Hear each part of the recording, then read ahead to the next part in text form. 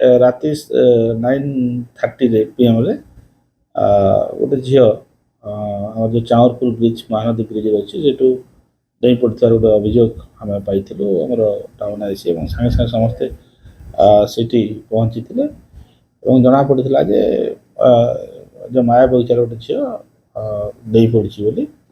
ତ ଏଇ ଯେଉଁ ଯେହେତୁ ଅଛି ଝିଅଟା ନାବାଳିକା ଅଛି ଏବଂ ଲାଇଭ୍ର ଇଏ ଅଛି ଆମର SP ସମ୍ବଲପୁର ସାର୍ ତାକୁ ସିରିୟସଲି ନେଇଥିଲେ ଏବଂ ସମସ୍ତ ଆମର ଯେଉଁ ଟିମ୍ କେମିତି ଝିଅଟା ରେସ୍କ୍ୟୁ ହୋଇପାରିବ ତାକୁ ପାଇଁ ପ୍ରଚେଷ୍ଟା ଆମର ଚାଲିଛି ଏବଂ ସେଥିରେ ବର୍ତ୍ତମାନ ଆମର 3ଟା ଫାୟାର ଟିମ୍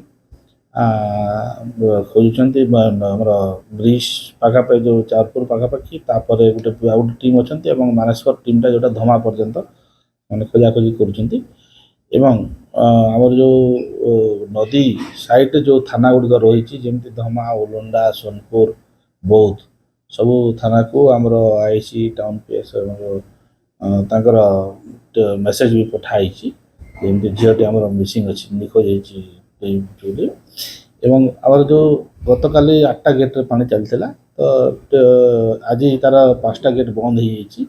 ବନ୍ଦ ହେଲା ପରେ ଯେହେତୁ ପଥର ଗୁଡ଼ାକ ଦେଖାଯାଉଛି, ଯେଉଁ ଗଛ ଗୁଡ଼ାକ ଦେଖାଯାଉଛି ସେଇଥିପାଇଁ ଆମର ଯେଉଁ ସମ୍ବଲପୁର ପୋଲିସର ଯେଉଁ ଡ୍ରୋନ୍ ରହିଛି ଆମେ ଡ୍ରୋନ୍ ମଧ୍ୟ ଲଗେଇକି ତାକୁ ମାଇନ୍ୟୁଟଲି ଖୋଜାଖୋଜି କରିଛୁ।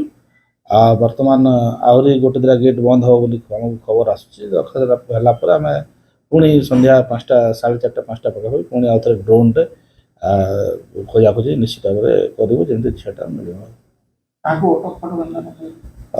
ଆମେ ସେମିତି ତ ପଚରା ଉଚରା ପାଇଁ ଆମେ ରଖିଛୁ ମାନେ ଡାକି ପଚରା ଉଚରା କରୁଛୁ ଏବଂ ବର୍ତ୍ତମାନ ତଦନ୍ତ ଚାଲିଛି। ଏବେ ତାଙ୍କର ରିପୋର୍ଟ ଆଧାରରେ ଗୋଟେ କେସ୍ ବି ହେଇଛି। ଆମେ ବର୍ତ୍ତମାନ ତଦନ୍ତ କରୁଛୁ ଏବଂ ନିଶ୍ଚିତ ଭାବରେ ଆଶା କରିବୁ ଯେ ଝିଅଟା ରେସ୍କ୍ୟୁ ମିଳିଯାଉ।